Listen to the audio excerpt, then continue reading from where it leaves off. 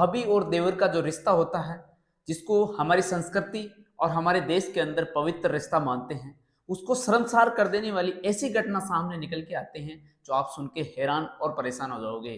दोस्तों, एक देवर होता है जो अपनी भाभी को बोलता है कि महाकुंभ जाते हैं दोनों, और भाभी भी देवर की बात मान लेती हैं और महाकुंभ चली जाती हैं। महाकुंभ जाती हैं, पवित्र स्नान करते हैं और कहीं महाराज के वो आशीर्वाद लेती हैं, और पूरे एंजॉय के साथ महाकुंभ घूमने के बाद देवर और भाभी एक तरीके से वहां से निकलते हैं और उनको रात हो जाती है, क्योंकि वो उनको रात में वहीं ठहरना होता है।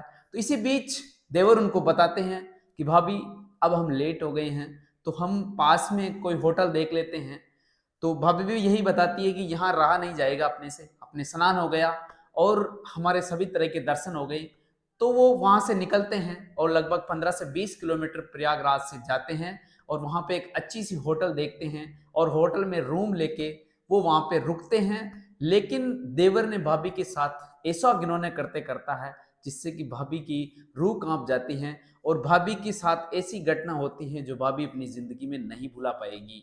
दोस्तों, आप वीडियो को बिल्कुल भी स्किप मत कीजिए, वीडियो के अंत तक देखना कैसे भाभी को देवर अपनी चंगुल में फंसाता है और क्या भाभी के साथ जो घटना करता है। आप कहानी के अंत तक देखिए, दिल को छू जाने वाली कहानी है। दोस्तों, रात का समय होता है, दोनों कपड़े चेंज कर लेते हैं और वहां पे सो जाते हैं। लेकिन राजकुमार जो उसका देवर होता है सोनिया का, वो उसके खाने में कुछ नशीला पदार्थ मिला देता है, और नशीला पदार्थ जैसे ही मिलाता है, सोनिया कुछ ही समय के बाद चक्कर सा महसूस करती हैं और सोनिया बेहोश हो जाती हैं। अब जैसे ही बेहोश होती हैं और उसके बाद सोनिया को कुछ ही समय के बाद जो राजकुमार बस इसी चीज का इंतजार होता है, सोनिया के तन पे एक भी वस्त्र नहीं रखता है, पूरी सोनिया को निर्वस्त्र कर दिया जाता है और उसके साथ वो दुष्कर्म करता है, बारी बारी से संबंध बनाता है। सोनिया को बिल्कुल भी होश नहीं होता है और वो पूरी रात उसके साथ खिलवाड़ करता है, उसके शरीर के साथ खिलवाड़ करता है। और जब वो पूरा थक जाता है, उसके बाद जो उसका देवर होता है सोनिया का, वो भी सो जाता है। अब जब उसकी नींद नहीं खुलती है, लेकिन सोनिया की जब नींद खुलती है तो उसके शरीर पे एक भी कपड़ा नहीं होता है। तो ये कपड़ा नहीं होने के बाद वो उसको, राजकुमार को जगाती है, उसके ऊपर चीखती है, चिल्लाती है और उसको बारी बारी से इतना कहती है कि तू मेरे साथ ऐसा घिनौना करते क्यों किया है, मेरे साथ ऐसी गलत काम क्यों किया है। वो रो रही थी अपने आप को कि मैं एक पवित्र स्नान करने के लिए आई हूँ, लेकिन तूने मेरे साथ बहुत ही गलत काम किया है। अब राजकुमार उसकी बात से कुछ भी नहीं बोल रहा था, बस वो नीची गर्दन करके बैठ जाता है। अब सोनिया करे तो क्या करे कि तूने मेरे साथ ऐसा गलत काम किया जो मैं मेरी जिंदगी में नहीं भुला पाऊंगी। जो दोस्तों, उसके आप भी सुन के इस तरह की जो घटना सुनते हैं, हमारा उद्देश्य किसी को प्रताड़ित करना या किसी को दुखी करना या किसी की आत्मा को ठेस पहुंचाना नहीं है। हमारा उद्देश्य सावधान, अलर्ट और सतर्क करने का है, जिससे कि आगे से ऐसी घटना नहीं घटे सुन के, और इस तरीके से हमारे को सावधान अलर्ट करने का हमारा उद्देश्य है। उसके बाद सोनिया उसको बारी बारी से कहती हैं। अब दोनों वहाँ से बोलते नहीं हैं, लेकिन होटल से निकलते हैं सुबह और वहाँ से वापस अपने गांव आ जाते हैं। आने के बाद उसकी जो सोनिया होती हैं अपने पति पिंटू के फ़ोन करती हैं और पूरी आपबीती बता देती हैं। अब जब पूरी आपबीती बताती हैं तो मामला भी घर का ही होता है। अब पिंटू करे तो क्या करे, इधर एक देखे तो उसका भाई था और इधर अपनी पत्नी थी। तो उसके वो एक तरीके से बहुत ही गलत तरीके से फंस जाता है कि करें तो क्या करें। कुछ ही दिनों के बाद, लगभग 1-2 दिन के बाद, पिंटू अपनी ड्यूटी से छुट्टी लेके आता है। आने के बाद अपने माता पिता को भी बिठाते हैं और उनको सारी बात बताते हैं, पिंटू और उसकी पत्नी सोनिया, कि इसने इसके साथ ऐसा घिनौना काम किया है। उसके बाद उसके माता पिता और उसको घर से निकाल दिया जाता है, और एक तरीके से पिंटू उसको पुलिस थाने एफआईआर दर्ज करवाना चाहते थे, लेकिन वो घर का मामला होने के कारण वो उसको कुछ नहीं करते हैं, लेकिन उसको घर से बर्खास्त कर दिया जाता है। और उसके बाद की दोस्तों कहानी, जो क्या हुआ था और राजकुमार कहाँ जाता है और सोने के साथ ऐसी घटना हुई जो आप भी सुन के हैरान और परेशान हुए होंगे। दोस्तों, मैं आपसे छोटी सी रिक्वेस्ट करता हूँ कि इस तरह की जो घटना है अपने दोस्तों को जरूर शेयर करना, कि महाकुंभ में ऐसी घटना कहीं निकल के आ रही हैं, ऐसे ऐसे घटना और ऐसे ऐसे मामले सामने आ रहे हैं जिसके हम सुन के हैरान और परेशान हो रहे हैं। और यह भी घटना कम नहीं होती है कि जो भाभी होती है, जो अपने देवर का विश्वास करके वो एक तरीके से प्रयागराज गई थी, लेकिन उसने उसके साथ गलत किया था, और वो तो एक भाई था जो उस कारण से उसको मुकदमा दर्ज नहीं होता है, एफआईआर नहीं होती है, घर का मामला होता है और उसको दबा लिया जाता है। लेकिन वो अपने भाई से पूरी ज़िंदगी भर नज़र से गिर जाता है और उसके माता पिता की नज़रों से भी गिर जाता है और उसको वहाँ से निकाल दिया जाता है। दोस्तों, कहानी कैसी लगी कमेंट सेक्शन में हमें ज़रूर बताना और चैनल पे नए हो तो चैनल को सब्सक्राइब कर लेना। मिलते हैं आपको नेक्स्ट क्राइम स्टोरी में। जब तक जय हिंद जय भारत। जय हिंद जय भारत। मैं लोकेश स्वागत करता हूं हमारी क्राइम स्टोरी शो में। दोस्तों, मैं आपसे छोटी सी रिक्वेस्ट करता हूं कि अगर आप चैनल पे नए हो तो चैनल को सब्सक्राइब कर लीजिए और बेल आइकन दबा दीजिए, जिससे कि हमारा नया वीडियो आने के आपको नोटिफिकेशन मिल सके। और दोस्तों, ये वीडियो अपने मिलने वालों को शेयर जरूर कर दीजिए, जिससे कि ऐसी घटना किसी के साथ न हो और अपने ही जिस पे आप विश्वास करते हो वो आपके साथ ऐसी घटना से आप बच सको। दोस्तों, आज की मैं सच्ची घटना बताने जा रहा हूँ।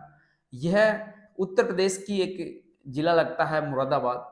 वहाँ से एक पत्नी होती है जिसका नाम सोनिया होती है, एक महिला होती है जिसका नाम सोनिया होता है।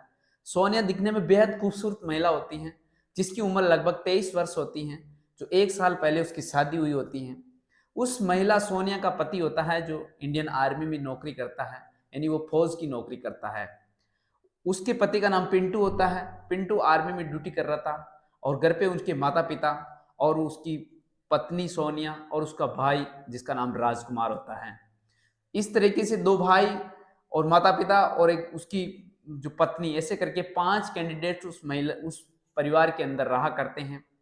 तो उसका पति से वो सोनिया बोलती हैं, पिंटू के फ़ोन करती हैं कि अपने जो देवर जी है राजकुमार जी और मैं प्रयागराज महाकुंभ जाके पवित्र स्नान करने की मेरी इच्छा है, अगर आप कह दो तो मैं उनके साथ चली जाऊं।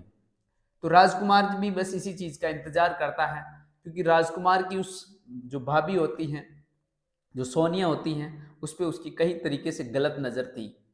तो वो पिंटू से पूछती है और पिंटू जो उसका पति था सोनिया का, वो आर्मी में नौकरी करता था, वो उसको फ़ोन करता है और उसको कह देता है कि आप कोई बात नहीं जाइए।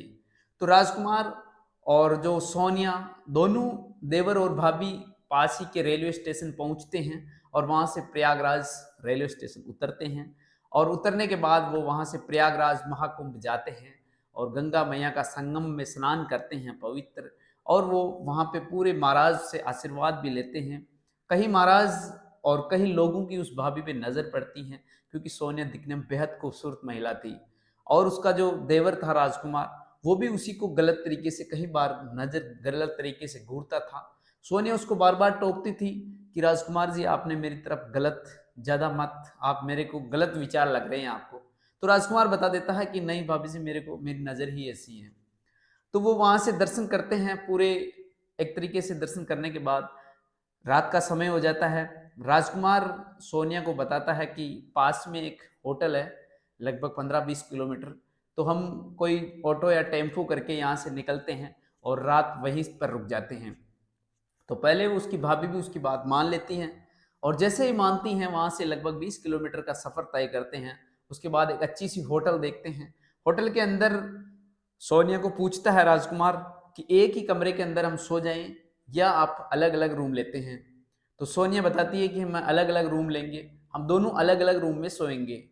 तो वो उसकी बात पहले तो पूछता है, लेकिन राजकुमार उसको वापस बताता है कि भाभी जी, अपने पास पैसे थोड़े एक शॉर्टेज है, अपने पास पैसों की कमी है, तो हम क्यों ना एक ही रूम ले लेते हैं और उसी में सो जाएंगे। तो वो ज़्यादा उस राजकुमार कहने के बाद सोनिया उसकी बात मान जाती हैं। दोनों एक ही रूम में शिफ्ट हो जाते हैं और रुक जाते हैं।